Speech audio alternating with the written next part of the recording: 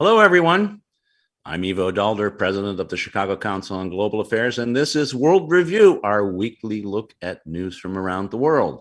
And joining us this week from New York City, Carla Anne Robbins, who is with the Council on Foreign Relations and previously worked for many newspapers, including the Wall Street Journal and the New York Times. Carla, great to see you. Good to see you, Ivo.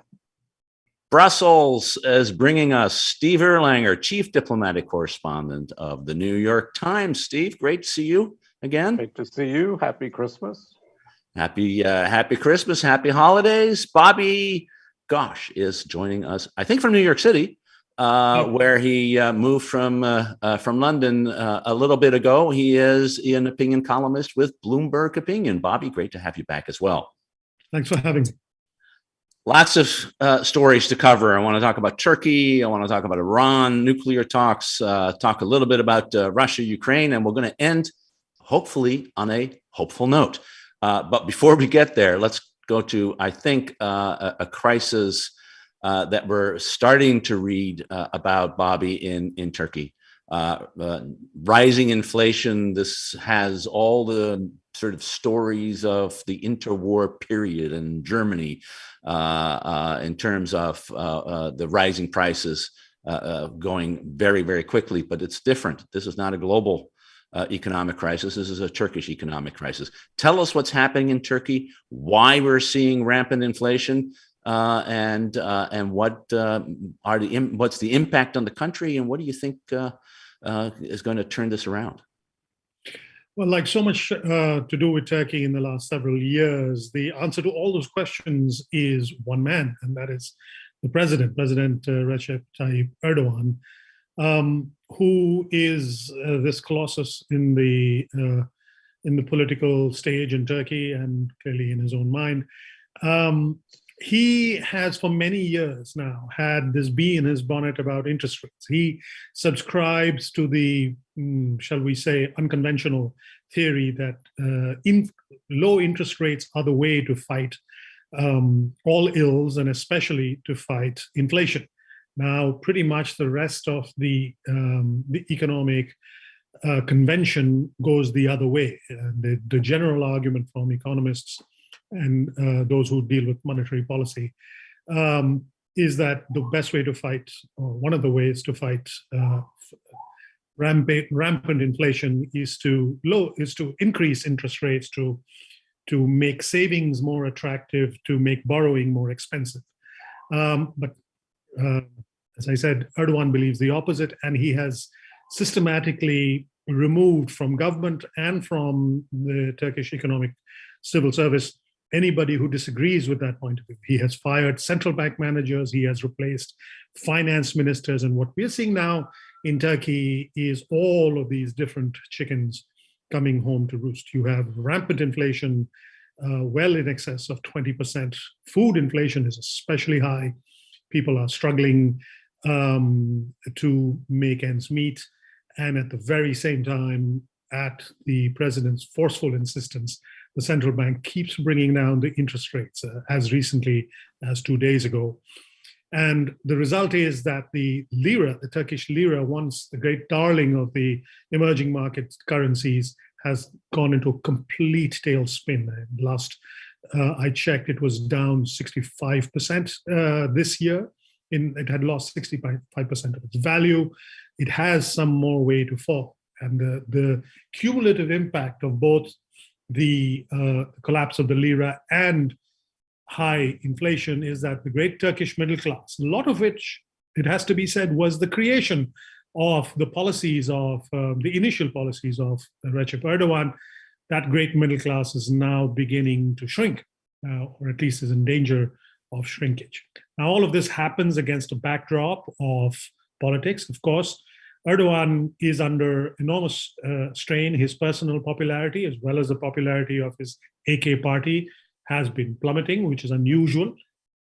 Even more unusually, Turkish opposition is coalescing around an anti-Erdogan flag, and things are not looking good. He has an election coming up a little more than a year from now in 2023. He is gambling that the economy will recover by then. If it does not, his chances don't look good. but he's betting and doubling down again that low interest rates are the way to make that happen. Every indication is in the opposite direction. Yeah, Bobby explained, Steve, that this is an economic experimentation that will be interesting to watch if it didn't affect so many people. I mean, I think the interest rates is now minus 7%. So you something like that. So you're going to get a lot of money. How is Europe looking at this? Turkey is always a central player in intra-European politics. It's been such a key player also on the refugee and migration issues over the last few years. People's got to start getting worried looking at a country that is being, frankly, driven into the ditch at a remarkable speed. People are worried. Chickens may be coming home to roost, but nobody can afford to actually buy one. And bakers can't sell bread because people can't afford to buy bread. So you're getting into the sort of situation that causes riots. And as Bobby said, the politics have been moving against him for some time now. And at the same time, you know, Turkey hosts a lot of migrants and asylum seekers who would ordinarily be coming to Europe. Now, Europe pays him to some degree to help him do that, but he needs money. Turkey's been involved in Syria in sometimes good ways. It's been involved in Libya in sometimes bad ways. It is a key part of NATO, which is now in a big kind of problem with a Turkish neighbor, Russia. So everybody is quite worried. You know, there's ambivalence. I mean, in some ways, many European leaders would like Erdogan to lose power, but gently in a political process. But instability is what terrifies Europeans all the time. They just want to have a quiet life. And unfortunately, life isn't being very quiet. So it is nervous making. You know, he reminds me a bit of what Mahathir did in Malaysia, which was a kind of eccentric economic model, which he cited Islam, you know, which doesn't like interest rates as the reason. But it does feel like it's heading toward some kind of collapse. That's scary. Carla, how do you see the situation if you project forward in the next year? This doesn't end well, it strikes me. And as Steve mentioned, Turkey is a critical NATO ally. It remains a country that many in Europe look towards to the United States to help manage. Certainly, when I was at NATO, my European friends would always say, "Well, Turkey's your problem." I always thought that was kind of weird because they were certainly closer than the United States. But there is this special relationship. I don't hear a lot of people in Washington or in New York talking about Turkey these days, and I wondered whether we may be seeing another really big crisis in the European sort of theater emerging, just as we are dealing with the issue of Ukraine, which we'll talk about in a minute. Well, you know, Turkey's problematic nature has been for a long time, much before the economic crisis. I mean, the increasing authoritarianism of it, the incredible suppression of the media there. Freedom House rates Turkey as, you know, not free. There's a reason why they weren't invited to the Democracy Summit when a lot of other really wonky, not free places were. I mean, they were only partly free. They're really definitively not free. And he's been doing lots of other really weird things, like buying, you know, air defense systems from the Russians. He's subject to major, sanctions on purchases of military equipment as not a major NATO ally, as a NATO member. The first discussions I've seen of people since the coup in Greece of what do we do? Is it possible to, revise membership in NATO? I don't know, Ivo, when you were in NATO, did people talk about that ever? I mean, NATO doesn't really have provisions for kicking members out, and certainly, Turkey's got a great geographic position itself, but it's a hugely problematic member there. And the idea that, that he's going to buy equipment and continue to buy equipment, obviously he doesn't have the money to do it now, from the Russians is incredibly self-destructive. One has to really wonder what the hell this guy's thinking all the time. It is going to get worse, it's worth saying. It is definitely going to get worse because remember, in many Western countries, in this country, all over Europe, there is talk of increasing interest rates. Now, part of the reason Turkey and a lot of authoritarian countries, Brazil comes to mind, have benefited over much of the past decade is because interest rates in the West have been very, very low. And so you've had a lot of money that has been looking to go to places where rates are higher, which is why a lot of money has poured into countries like Brazil, like Turkey. And that has sort of papered over a lot of the cracks in the economic edifices of those countries. Now you have money fleeing away from those countries already because of local problems. And then when interest rates rise in the US, and they rose this week in the UK, and they will rise elsewhere in Europe, what little money is in Turkey will flee in the opposite direction, come towards the West. And that will create an even greater strain on the Turkish economy. And there'll be a cascading effect coming out of that. So if people in Europe are alarmed about Turkey now, there's a lot worse to come. Well, bear watching. I'm sure that in the new year, we will come back to this because none of this is moving in the right direction. And when you have political instability, particularly with a leader like Erdogan, things might, are going to move in unpredictable ways because the fissures in the society, not only between the pro and anti-Erdogan pieces, but also between the old establishment and the new. The old establishment has been very quiet for a very long time. By that I mean the military and others, and we've been in this place before. So bears watching. Thanks, Bobby, for bringing us up to date on this and making sure that 2022 is going to be as depressing as other years have been. But that's the way the world is going. Talking about depressing, Carla, looking at one of the issues that we've been talking about for a long time. Negotiations with Iran on its nuclear program. We never have had a good week of negotiations with Iran in the last few months. Second round started of talks between the Europeans, the Russians, the Chinese, and the Iranians, and of course the United States in that ante-room as a non-party participating, but really not participating, but really being at the center of this negotiation.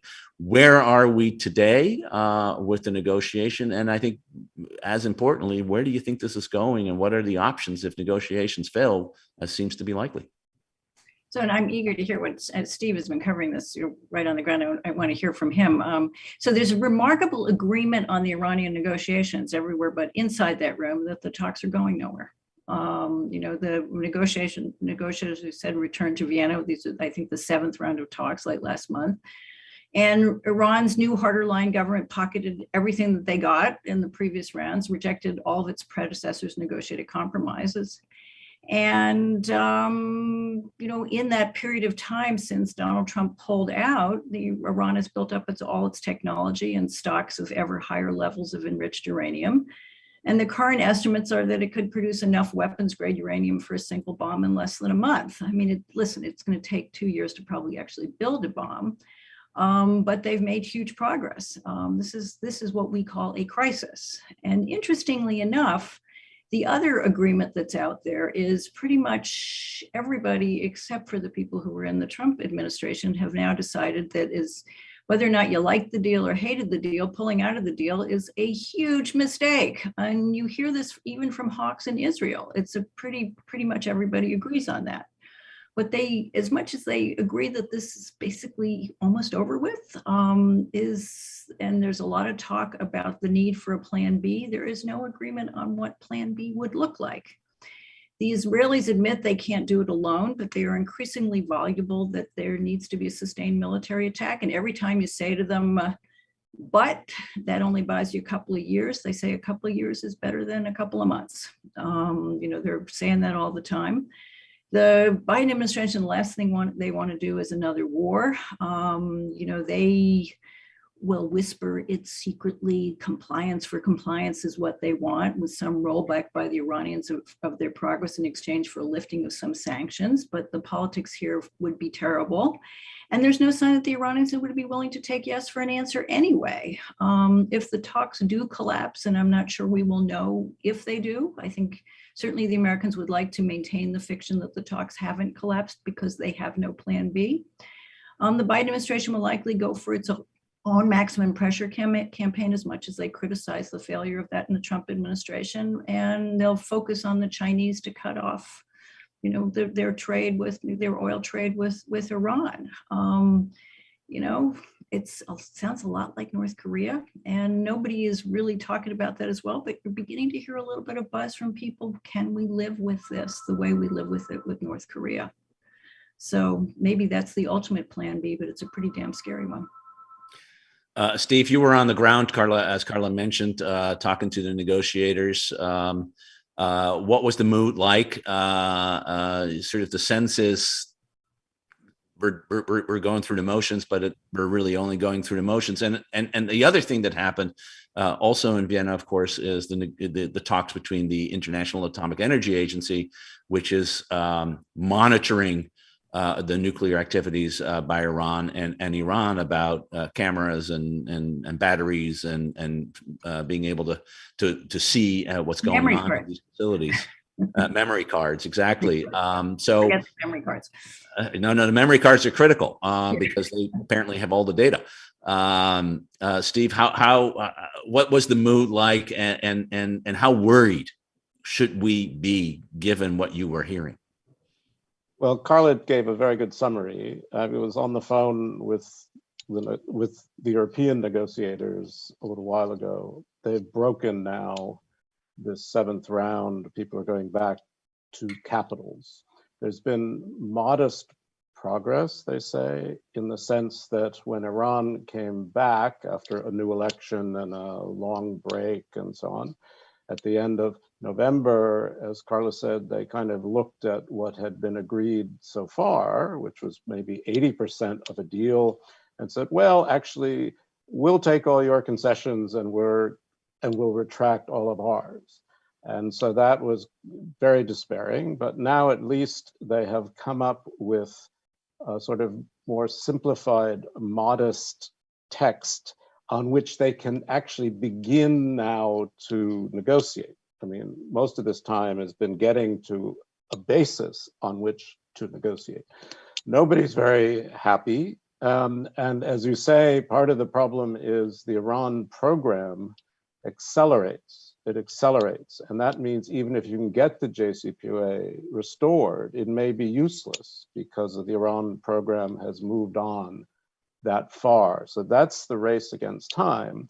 The negotiators are hoping Iran will at least pause its program, would stop enriching. That would give the talks time, more time, but they talk about weeks rather than months. And of course, you have Israel huffing and puffing about attacking, which is also a negotiating tactic. Let's be honest. And then with the IAEA, I heard Rafael Grossi, who's the director general, who gave a press conference today also, which he showed us one of these cameras and actually the memory cards about the size of an old VCR cassette. It's not a little card. And so, yeah, they have a deal to put back a few cameras that were damaged at the centrifuge facility in Karaj, but there are memory cards missing from the previously damaged cameras, and nobody knows where those memory cards are. And he's done this strange deal whereby the cameras record stuff, but Iran won't give the IAEA the recordings until the JCPOA deal is done. So part of the complication of the negotiations is to sequence all of this. I mean, the sequencing part is going to be incredibly complicated because without a good base understanding of where the Iran program is now, you can't actually negotiate how to pull it back to where it's supposed to be. So it is incredibly complicated. They're moving ahead. The Russians and Chinese have actually been playing useful roles. They're not happy. They don't want a nuclear-armed Iran either. Iran always says it doesn't want to bomb, but you know it's enriching at 60%, which is very, very close to weapons grade. There's no civilian use for 60% enriched uranium, so they're pushing, and as they often can do, they may overstep. That's the big worry. Can I ask Steve a question, which is, the Iranians, of course, there's been all, the Israelis were running around last week going, their intelligence said that the Iranians were going to go to 90%, and they were pushing that really hard in Washington, and they were basically arguing that the Iranians were completely out of control right now. And then, this sort of semi-deal with the IAEA, and some people were suggesting that, well, look, they didn't want to be censured by the board of the IAEA. Look, there's a little bit of reasonableness there. Are you reading that? That they felt the pressure from that, or was this just more tactical? No, I think they did feel the pressure from the threat of a board meeting and a censure by the IAEA. But Grossi is very frustrated. I mean, he did a deal in February, which Iran has completely reneged on, and he's just trying to pull it back a bit. So yes, the pressure helps, but there's just this very strong feeling that Iran is dicing and slicing to avoid being bombed, to avoid being censured, just giving enough to keep things going, but not necessarily sincerely.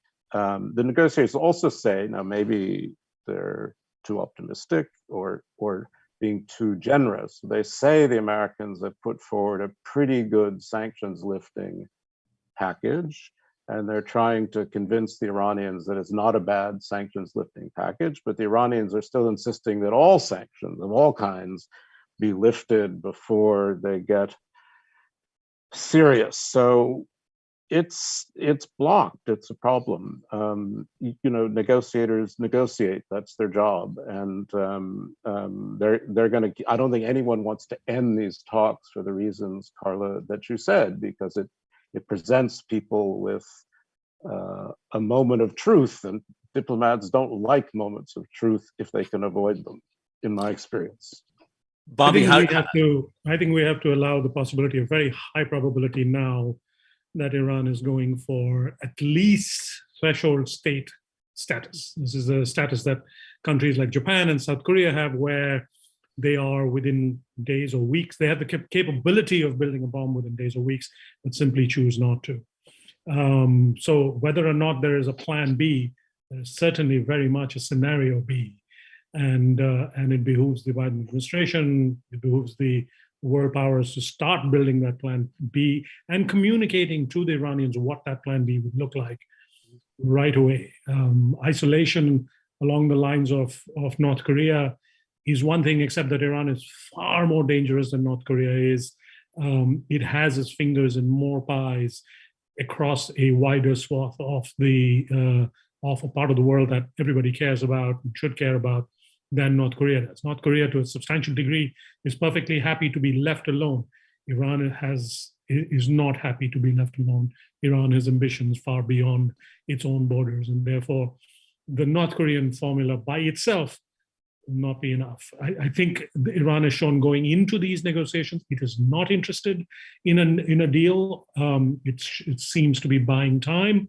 It is making maximalist demands that, even if you allow for a certain amount of escalated demands as a part of a negotiating tactic, what the Iranians are asking for, their behavior suggests that they're not really interested in making a deal. They're interested in keeping on the conversation so that they can buy time. Bobby, I also wanted. I think that's a sharp analysis and poses the fundamental problem once again on what are we going to do when. What I'm also interested in, because you're a close observer of Iran as the country, is what's the internal pressure? Is there any internal pressure? Of course, the hardliners are now completely in control in a way that they weren't before, but at the same time, the economic situation is dire as well, and people seem to be quite unhappy, and even dictatorships find it hard to run a country well when the people are not only unhappy but are willing to make that unhappiness heard. Well, that's a very good question, and I've been paying very close attention to how this hardline government has been behaving, how it's managing the internal conversation. The so-called moderate faction is off on the sides, licking its wounds from a very bad last 8 years and election failure. But more importantly, what the administration is doing, it's restructuring the internal security organs and putting tough, hardline people in place. It's creating new structures, new sort of quasi-police-like bodies. All of these are clearly designed to head off any internal opposition in the past. There are little glimpses here and there. A couple of weeks ago, in and around the city of Isfahan, there were very, very large demonstrations because of water scarcity. There have been demonstrations by teachers demanding bigger salaries. There have been demonstrations by workers in the oil installation demanding better pay. But none of these has been allowed to turn into sort of mass protests, and part of the restructuring of the security apparatus is designed precisely for that, and that gives me that worries me, that the regime is anticipating internal dissent and is moving very quickly and systematically to keep that under check. Dire predictions, both on the nuclear front and on the domestic Iranian front. Again, an issue that no doubt in 2022 we will come back to many times. Another issue, likely, Steve, that we were going to come back to in 2022, hopefully because it hasn't blown up yet in 2021, as bad as it possibly could, is the whole issue of Russia and Ukraine.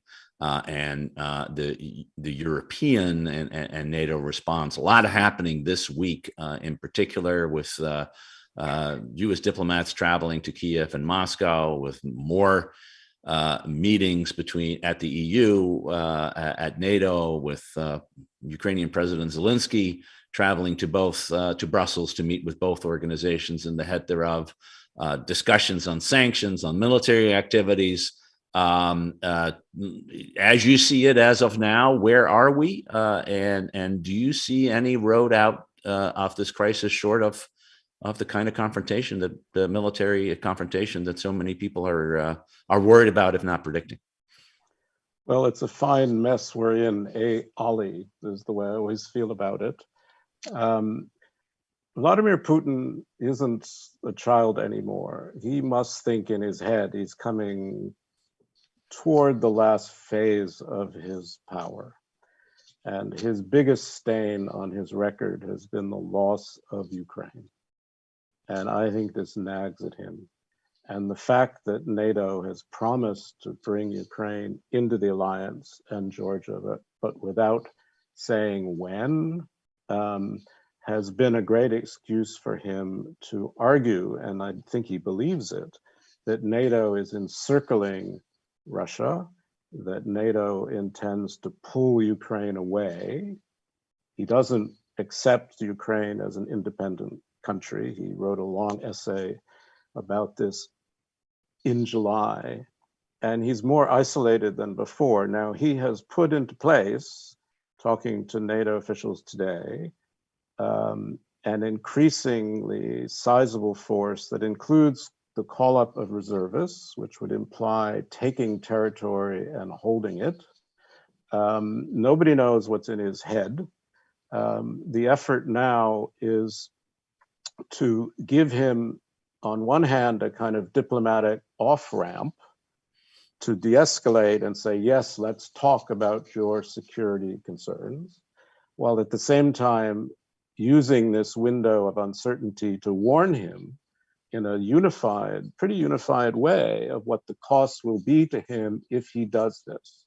And it's a very delicate diplomatic balance. I have to say, the NATO people, and I'm not talking about Americans here, do praise the Biden administration on this issue for pulling the EU together, for pulling NATO together, for making the West look united, for calming down French and German concerns, and also for quickly moving back from Biden's initial misstep when he talked about, oh, we'll talk to Russia with 4 NATO countries. That caused enormous consternation, not only from Ukraine, but from Poland, the Baltics. The Americans walked that back right away. But it is a very, very dangerous time. I can't really overestimate how dangerous it feels here, because this is really in Putin's head. And there's an effort to convince him that the cost of a big intervention will be very high for him, not just economically, but at home, because Ukrainians are going to fight. They're not going to just lie down. They're better equipped than they've been before. Now, they can't win a war against Russia, and they don't have very good air defenses, but to actually occupy a good part of Ukraine would be a very costly, nasty business. So that's the other thing they're trying to make clear to Vladimir Putin. Now, what the Russians have done is Putin himself has been fussed about Ukraine, but now he's turning that into a whole effort to renegotiate basically the Helsinki Accords, to renegotiate the understanding we've had of what is European security. They have actually put down 2 drafts, one for a US-Russia treaty and one for a NATO-Russia treaty, which demands, at least, that NATO give Russia a veto over any country that wasn't part of NATO before 1997, that used to be part of the Soviet, not just the Soviet Union, but the Soviet bloc, that NATO put no troops even into Poland, that NATO do no military exercises, that Ukraine be told it can never join NATO, as if Ukraine is not an independent sovereign country. Now, these things can seem ludicrous, but they are very, very dangerous positions that seem to reflect an obsession in Putin's mind. So I don't know where it's going from here, but it doesn't feel very good. I think, Steve, that was really well articulated about where we are today. And Carla, the fundamental big question really is 2, right? One is the deterrence threat that the US and its European allies, both the EU through sanctions and NATO, are posing to Putin sufficient for him to be deterred on the one hand, and secondly, is the diplomatic off-ramp, as I think Steve rightly puts it, sufficient for a face-saving way for Putin to get off the course, which seems to be his military confrontation that he is on. And I think that's the balancing act that all of us are watching. And so, what's your assessment of both or either of these? Steve said it. I mean, it's all in Putin's head. It's impossible to know. I mean, if you look at these drafts of what they've put down, there's no sense of what he's offering in exchange for this. I mean, he's never going to get it. But implicitly, what he's offering is, I won't invade. I'm not going to invade Europe. And that's really scary because that's war with a nuclear armed power. And, Obama, when he made his decision not to respond in a significant way, he said that the Russians had escalation dominance, and that's actually true. They're much closer than we are, and they're much more invested than we are. And that's, when we can debate whether or not Obama made the wrong choice and fed Putin this idea that we're never going to really respond in a significant way. I just saw coming across my phone a piece in the Journal saying the Biden administration is considering a plan to redirect helicopters and other military equipment once allocated for the now defunct Afghan military to Ukraine. Listen, they can give more stuff. And as Steve said, they can make it more painful for Putin with more body bags coming back. They hid them last time around. And Russians are not unaware that there are costs to this. Does Putin care about that? I think he might care about that. They can certainly put on a lot more sanctions. They could cut them off from the SWIFT banking system. They could finally put pressure on his inner circle. Maybe they could humiliate him and tell the truth about his own finances. There's lots of more things they could do economically. But they put pretty tough sanctions on in 2014, and in time, the Russians adapted to it. I mean, they did a pretty good job of building up their currency reserves and adapting to this. So in the end of the day, it's what's inside of Putin's head. I suppose the body bags might be the most, the biggest cost for him. But to do that, he would have to start a war in the first place. So yeah, I mean, Steve says people are scared. I'm scared too. And of course, Biden has also ruled out sending American troops, just as Obama did in 2014. Bobby, Putin's head. Really there are a limited number of special forces and U.S. National Guard there right now. No, there's training. I know, but the tripwire thing is really very interesting. Yeah, no, and that adds to deterrence. Bobby, in Putin's head, clearly it's very hard to read his head. I heard a senior European diplomat say the other day that Putin has been so scared of COVID and he's been so isolated now for 2 years, and all he's been doing in those 2 years is reading bad Russian history, and which was reflected in this July essay that he wrote, that Ukraine was part of the motherland, or in fact was the motherland, I think is how he put it. Bobby, how do you see this situation? It's a classic great power sort of sphere of influence situation, but it's taking place in an area that ostensibly was a zone of peace and stability for so long. Well, I can only say I'm happy we're not in the last couple of minutes when we're required to be optimistic. Because it's impossible to be optimistic about this. The one other thing I would watch out for is oil prices, which sort of basically has helped Putin sort of basically be confident about his and to fight off any sanctions pressure. And it doesn't look like oil prices are coming down anytime soon.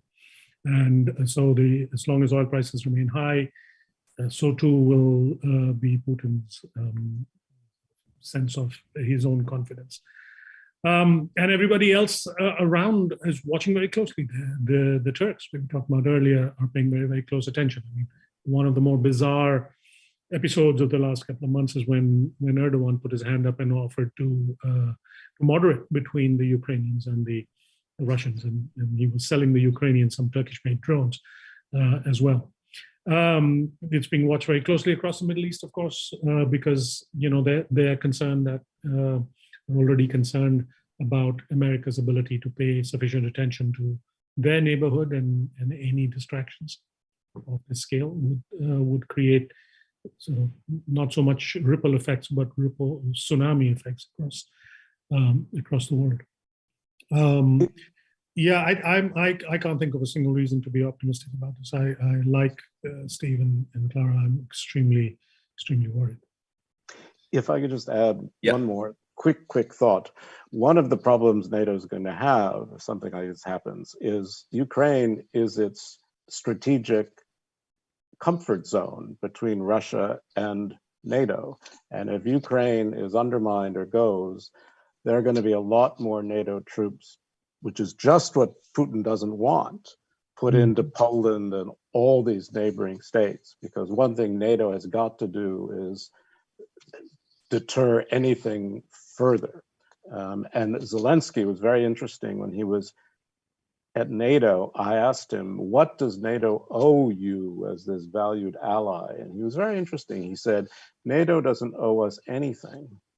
We owe NATO, he said, but NATO must understand that if we go under, NATO is at risk. I have a question for Steve, if I may. Yeah, please. It's been striking that there's been some tough talk from the French directed at the Russians recently, saying that the Russians will pay a heavy price and so on. It is deliberately vague, but what explains? I thought Macron was trying to make nice with Putin. How seriously should we take this sudden sort of tougher rhetoric out of Paris? I think the Americans have convinced him and the Germans that the Russian thing is really serious, and it's not a time to, talk a lot about friendship. At the same time, Macron has been open in saying, let's have the dual track, which is what we've been talking about. We need to be open to discussion with Russia, and that's what he's been saying right along. But at the moment, he's not being the outlier that he was before, partly because it didn't get him anywhere, frankly. And I think it's become clear to him, particularly since Merkel's retired and he's going to run the European presidency for the next 6 months, he wants to be part of this united West and not an outlier. That's my take anyway. Yeah, and I think I would add that on the second track, his focus is on maintaining the so-called Normandy formula for dealing with Ukraine, which is the Russians, the Ukrainians, the Germans, and the French, and importantly, not the United States. So I think that's what he will insist on while being united with the U.S. And I think that the information that's being shared by the U.S. on what the Russians are doing just can't be ignored for the moment. A bleak program here on Turkey, on the situation with Iran, and of course the situation with Russia and Ukraine. So this is our last show of 2021, and I've warned you. You've had time to think about this. I'd love, Carla. Let me start with you. What was a hopeful development that you saw in 2021? I want to end looking towards the future with more optimism. What is the one thing that allows you to get up and from your bed every morning to say, at least this is what's happening? I'm going to ask Steve and Bobby as well, but Carla, let's start with you. I mean, other than getting to hang out with you guys, I mean, which is a great joy. I really miss seeing Steve regularly, but I love seeing all of you. But Steve and I used to get to hang all the time. The year was so bad that I cheated on this. I have to admit, I had to go and Google good things that happened in 2021 to find something good. And there are actually lists out there, I will tell you this, and I settled on one from Wired magazine. So if you guys are also cheating on the Wired list, but I did find a few good things there. China eliminated malaria. Malaria is something that I spent a lot of time writing about in the past, and that was nice. That was good. And in 2020, the country reported 4 consecutive years of 0 indigenous cases. So that was good news. And there was one other thing on the Wired list. I'm giving them complete, and this is one I didn't know. I did know the malaria one. Electric vehicles outsold diesel for the first time in Europe. Who knew that? I didn't know that. Now, you guys, I mean, Steve, you're in Europe. You're now about to tell me that's just because of Volkswagen and diesels. And it was just because people turned to go. But that's, those are good. I like those. That's great. Good. I mean, credit Wired magazine for that. Yeah, well, however we get there, all our knowledge, I think it was Bob Gates, the Secretary of Defense, once told me that the difference between government folks and academics is they both steal from others, but in academics use footnotes. Clearly, I've become an academic. So there we go. But you footnoted, so it's okay. Right. Steve. Well, a couple things. One is I have found a kind of solidarity coming out of this COVID panic. I mean, I've been in touch with friends in different ways that are special, that, I've sought out people I hadn't seen in a long time. I've felt a lot of warmth coming from people sharing the same experience. Now, I've had friends who've died, it's not all perfect, but I do feel closer to some people, and I hope in general democracies feel closer to one another. And the second thing I would say is, I think what's been going on, not the malaria part of China, but the restrictive part of China, the AI part of China, the Xinjiang, Hong Kong part of China, and what's going on in Putin has, I think, created among Western democracies a deeper sense that really is the old Churchill line, we hang together or we hang separately. And I think we've lost that, and we're getting to understand it better. There really is a difference, as bad as our societies can sometimes be, for individual lives, for family lives, for businesses. There really is a difference between the way we live and the way they live. And I think that's becoming clearer to people. I hope so. Great. I like all of these, Bobby. It's very hard to follow that. Steve set the bar very high. I mean, if I may be, I'm a professional Cassandra, so it's really hard for me to see the good in anything. But I suppose in a sort of roundabout way, I'm trying to put myself back to January 1 and how I would have expected the year to turn out. And I suppose one of the good things I can think about, there were no new wars in 2021. And I would not have thought that possible at the start of the year. If you'd asked me at the start of the year, I would have said there was a pretty decent chance that there would be more conflict during the year. And actually that did not happen, which I suppose is a good thing. And the other thing I'm optimistic about, I was glad to read about during 2021 and optimistic about 2022, is the development, and we seem to have come quite far along the road towards COVID cures, towards pills. The conversation for much of the 2020 was vaccines and prevention. We're now, there's still issues to do with prevention, and that's mostly distribution related. But at least we're now quite some ways down the road towards cure, or at least treatment of the disease. And that gives me some optimism. And it looks like those treatments are, for the most part, certainly the pills are cheap and will very easily be distributed equitably around the world, unlike the vaccines. And so that's something to look forward to in 2022. Cures, eliminations of deadly diseases, no war, growth of democracy. I think this is pretty darn good. It makes me hopeful. I'm going to add one. I'm going to be like Bobby. It's a roundabout way. I think we discovered this year how bad social media can be, and we are increasingly united on figuring out how to deal with it. And I think the whistleblower on Facebook opened so many people's eyes in a way that said, we really need to figure out how to make what is an incredible tool for good, social media and the internet, how to regulate it in a way that enhances the possibility of doing more good than bad, because it is a remarkable tool.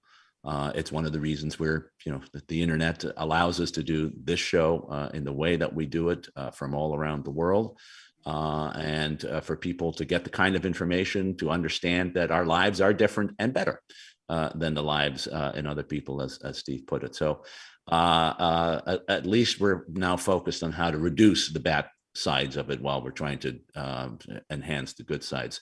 I also want to say my best story has been being able to do this every Friday. I've really enjoyed talking with the three of you and all the others who are regular contributors.